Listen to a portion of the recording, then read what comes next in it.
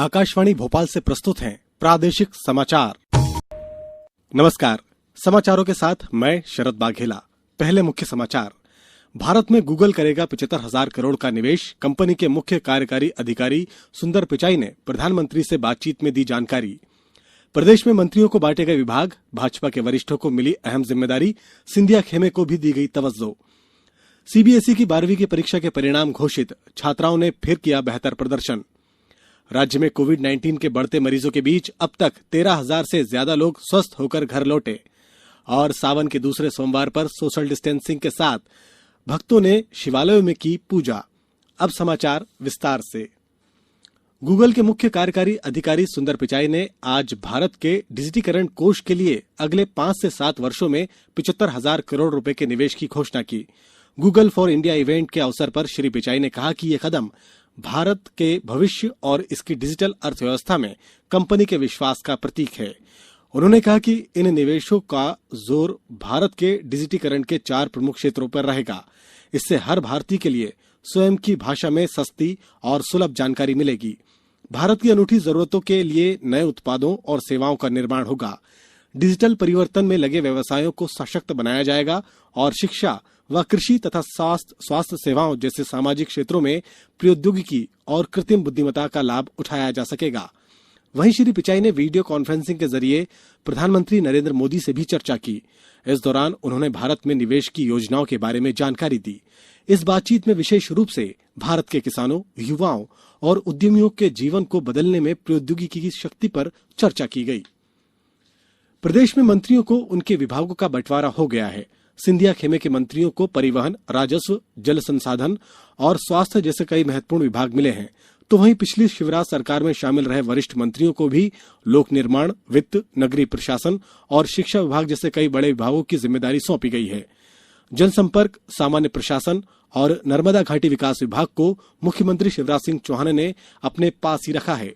पेश है ये रिपोर्ट। मध्य प्रदेश में 2 जुलाई को हुए मंत्रिमंडल विस्तार में कैबिनेट रैंक के 20 और राज्य मंत्री स्तर के 8 मंत्री सहित कुल 28 मंत्री शामिल किए गए थे। इन्हें मिलाकर भाजपा सरकार में अब 34 मंत्री हैं, जिनमें 4 महिला मंत्री भी शामिल हैं। आज हुए आवंटन में भाजपा के वरिष्ठ नेता नरोत्तम मिश्रा का गृह मंत्रालय बरकरार रखा गया है, जबकि उनके पास से स्वास्थ्य मंत्रालय लेकर प्रभुराम चौधरी को आवंटित किया गया है।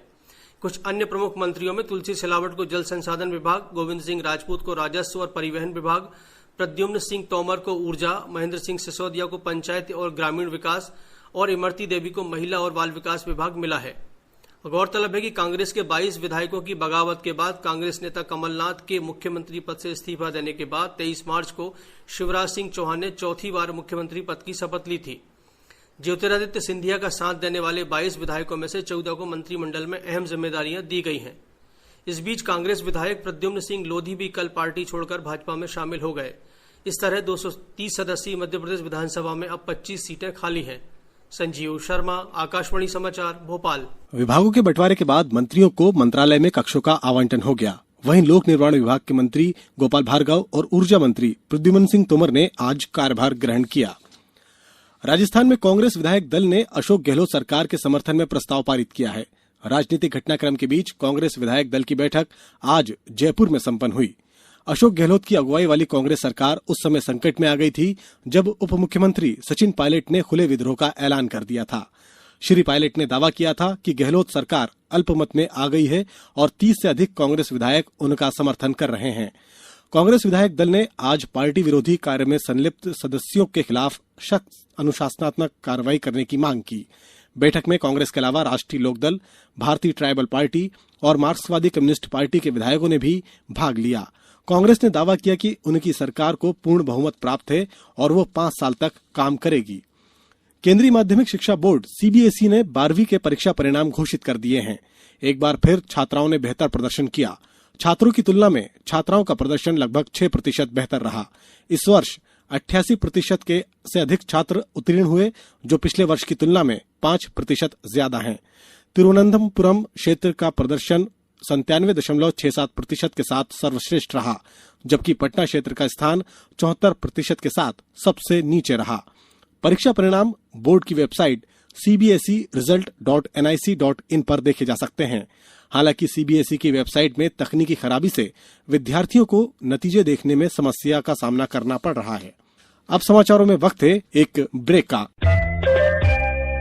ये समाचार आप आकाशवाणी भोपाल से सुन रहे हैं। हमारे समाचारों को अब आप कभी भी और कहीं भी अपनी सुविधा के अनुसार सुन सकते हैं। ये समाचार बुलेटिन यूट्यूब, ट्विटर और फेसबुक पर AIR न्यूज भोपाल पेज पर सुने जा सकते हैं। इसके अलावा आप हमारी वेबसाइट newsonair.com पर या AIR न्यूज ऐप पर भी समाचार सुन सकते हैं। मुख्यमंत्री शिवराज सिंह चौहान ने कहा कि बेटियों के विरुद्ध अपराध करने वाले पूरी मानवता के दुश्मन हैं। भोपाल में कानून व्यवस्था की समीक्षा बैठक के दौरान उन्होंने अपराधों में संलग्न सफेद पोशों को चिन्हित कर उनके विरुद्ध सख्त कार्रवाई करने के निर्देश दिए। गौरतलब है कि राजधानी भोपाल में शनिवार रात पुलिस को गश्त के दौरान 5 नाबालिग लड़कियां मिली थी। पूछताछ में लड़कियों ने बताया कि उन्हें एक कथित पत्रकार के मकान पर जन्मदिन की पार्टी में लाया गया था। इस दौरान उनके साथ अश्लील हरकतें की गई और दुष्कर्म किया गया। मुख्यमंत्री के निर्देश पर आरोपी पत्रकार प्यारे मियां की अधिमान्यता समाप्त करने और शासकीय आवास खाली करने की भी कार्रवाई की गई है। प्रदेश में कोरोना संक्रमितों की संख्या 18,000 के करीब पहुंच गई है। वहीं 13,000 से अधिक लोग स्वस्थ होकर घर लौट चुके हैं। राजधानी भोपाल में आज 83 नए मामलों का पता चला है।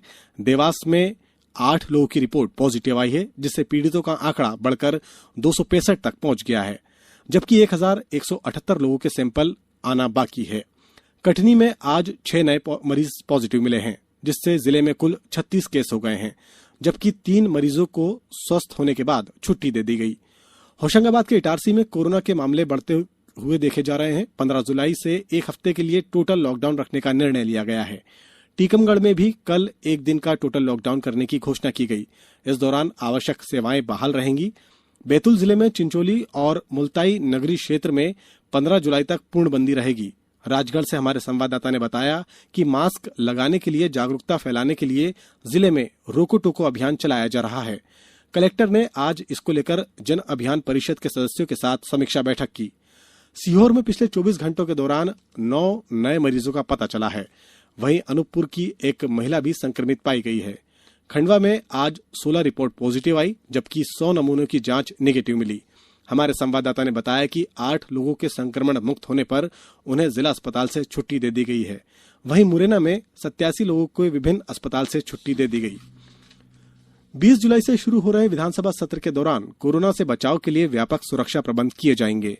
संभागायुक्त कविंद्र कियावत ने विधानसभा में कोरोना से बचाव और सैनिटाइजेशन की तैयारियों के संबंध में आज समीक्षा बैठक ली।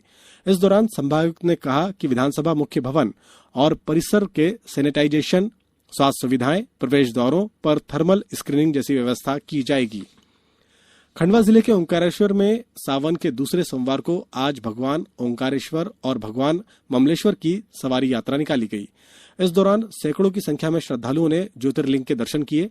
हमारे संवाददाता ने बताया कि जिला प्रशासन के आदेश के अनुसार सोशल डिस्टेंसिंग, मुंह पर मास्क लगाना, दर्शन के लिए रजिस्ट्रेशन करवाना अनिवार्य के साथ ज्योतिर्लिंग पर फूल बेलपत्र चढ़ाने और नर्मदा स्नान पर प्रतिबंध रहा। उज्जैन में भी सोशल डिस्टेंसिंग के साथ महाकाल की सवारी निकाली गई। सतना जिले में सावन के दूसरे सोमवार पर शिव भक्तों द्वारा शिवालयों में पूजा अर्चना की गई। मंदसौर के पशुपतिनाथ मंदिर में भी श्रद्धालुओं ने एहतियात तौर पर उपायों के साथ पूजा अर्चना की। अब कुछ समाचार संक्षेप में।